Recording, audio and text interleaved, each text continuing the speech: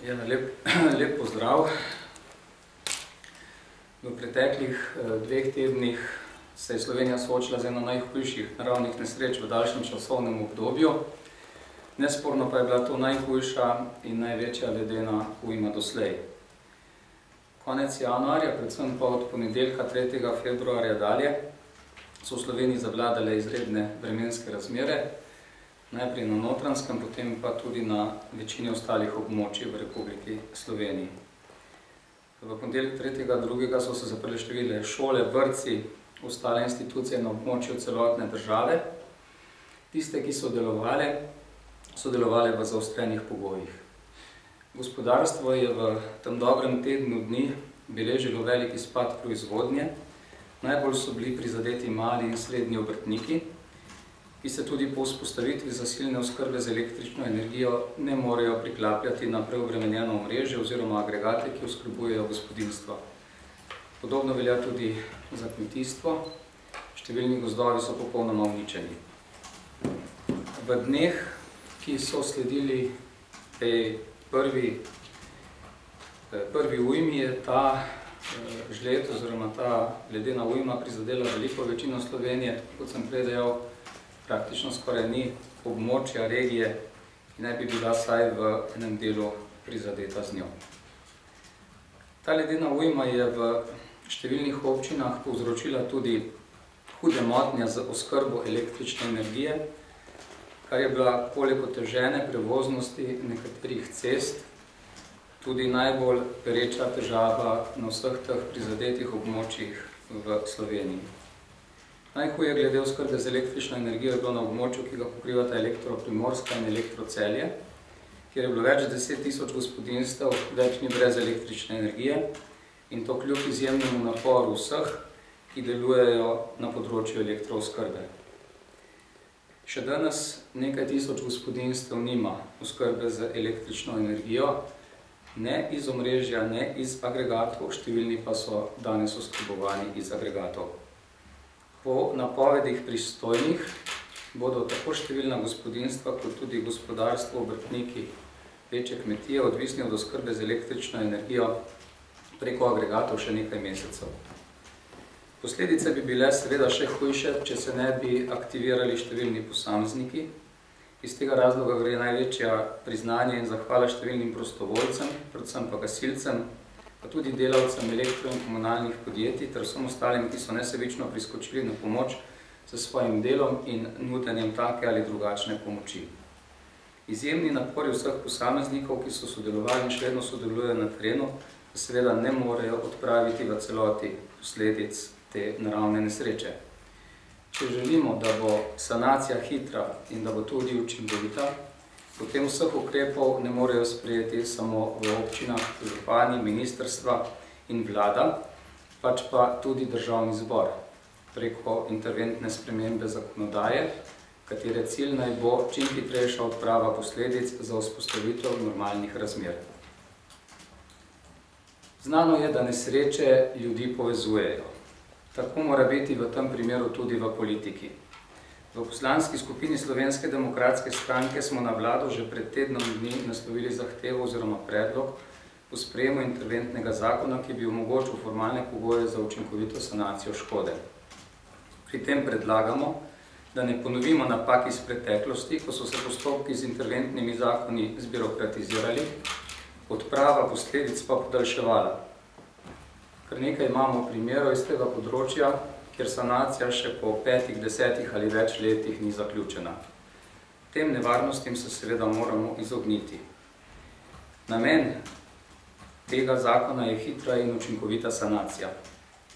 Ker nekega odziva se strani vlade do danes nismo prejeli, vlagamo danes poslanke in poslanci Slovenske demokratske stranke zahtevo za sklic izredne seje Državnega zbora, na kateri bi prvič obravnavali nabor sprejetih ukrepov in drugič predlog interventnega zakona, ki smo ga v glavnih usmeritvah že pripravili, ki pa naj služi predvsem kot osnova vladi za pripravo končnega besedila zakona.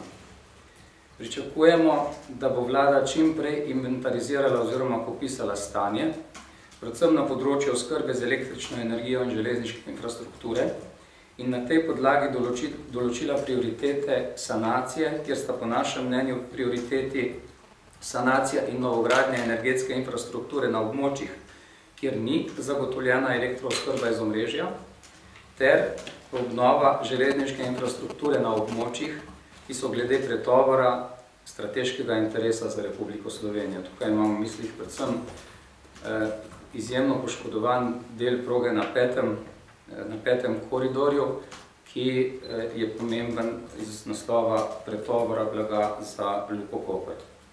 Pričakujemo, da bo vlada čim prej sprejela tudi program odprave posledic ledene ujme. Zakon, za katerega predlagamo, da ga vlada posvoji in v najkrajšem času pošlje v sprejem po nujnem postopku, pa naj omogoči skrajšanje postopkov oddaje javnih naročil za nabor situacij, ki jih bo določila vlada in ob spoštovanju izbire najugodnejšega ponudnika. Podobno glede služnosti, kjer v tem predlogu zakona tudi opredeljujemo nek postopek, gre za služnosti, kjer jih je potrebno ustanavljati na novo. Za sanacijo elektroomrežja po zakonu velja, da so z zakonom samim vzpostavljene in da se odškodnine zanje urejajo naknadno. Predlagamo, da se sredstva za odpravo posledic ledene ujme zagotovijo najprej iz zavarovalnin. V delu, ki presega povračila iz zavarovalnin v proračunu Republike Slovenije, iz iztekajoče se finančne perspektive s prerazporeditvijo sredstev s projektov, ki ne bodo uspešno zaključeni, in tudi iz nove finančne perspektive za obdobje 2014-2020, potem iz sredstev evropske pomoči ter s krediti Evropske investicijske banke. V okviru programa odprave posledic ledene ujme, ki naj bi ga sprejela vlada in to čim prej, bi po našem predlogu bilo potrebno določiti vrsto in obseg obnove energetske, železniške, prometne in ostale infrastrukture, določiti vrsto infrastrukture in objektov, ki jih je treba zgraditi za preprečitev nadaljnje ogroženosti premoženja in ljudi zaradi posledic ledene ujme, oceniti višino sredstev po posameznih ukrepih odprave posledic ledene ujme, določiti predvideno porabo sredstev v letih 2014 in 2015, določiti območja, ki so najhuje prizadeta in ki potrebujejo prioritetno sanacijo, določiti seznam upravičencev za povrnitev škode nastale zaradi posledic ledene ujme in določiti postopek dodelitve sredstev oziroma povračil škode. Tako kot sem že omenil, prioriteto pri tej sanaciji ima po našem mnenju obnova in nadgradnja energetske infrastrukture na območjih, kjer ni zagotovljene elektrooskrbe iz omrežja ter obnova železniške infrastrukture na območjih, oziroma na območju, ki so glede pretovora strateškega pomena za Republiko Slovenijo. V tem programu bi bilo potrebno po našem mnenju določiti tudi nosilce posameznih nalog. Zaradi operativne izvedbe teh obnovitvenih investicij oziroma del predlagamo, da nadzor nad izvajanjem prevzame družba, ki je v 100% lasti države, DRI, v načelu in-house in ob zagotovitvi konkurenčnih cen. V nadaljevanju pa predlagamo seveda tudi nekaj sprememb veljavne zakonodaje, predvsem v smislu olajšanja ali pa zmanjševanja bremen zaradi te naravne katastrofe tistim, ki so že tako zaradi tega obremenjeni. Govorim predvsem o nepremičninskem davku, kjer predlagamo, da vlada sprejme sklep o ustrezni oprostitvi za prizadeta območja, se pravi predvsem za gozdove, za leto 2014 in 2015, pa tudi seveda za gospodarstvo, za tiste gospodarske objekte, obrtnike, posameznike, ki so imeli več kot 5-dnevni izpad proizvodnje. Predlagamo nekaj podobnega tudi glede katastrskega dohodka, da se za leti 2014 in 2015 na tako ogroženih oziroma prizadetih zemljiščih zmanjša za 50%. In predlagamo pomoč tistim občinam, ki so bile najhuje prizadete, na ta način, da se spremeni zakon o financiranju občin in da se v državnem proračunu zanje zagotovijo dodatna sredstva za sofinanciranje investicij v lokalno javno infrastrukturo za odpravo posledic ledene ujme. Še dve spremembi, o katerih bo kaj več povedal kolega Robi Hrovat, nanašata pa na zakon o gozdovih, predvsem v smislu odprave nepotrebnih administrativnih bremen za to sanacijo in zakon o gasilstvu glede prostovoljstva.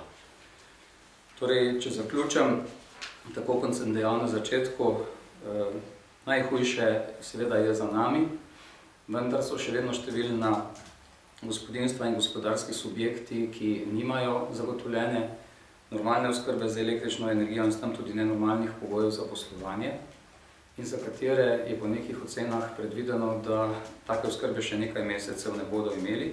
Seveda, kolikor se k sanaciji teh razmer ne pristopi proaktivno in se na eni strani za ukrepi, ki so na ravni ministrstva vlade, in na drugi strani za odpravo tistih formalnih preprek s tem interventnim zakonom omogoči, da bo ta sanacija potekala hitreje. Hvala.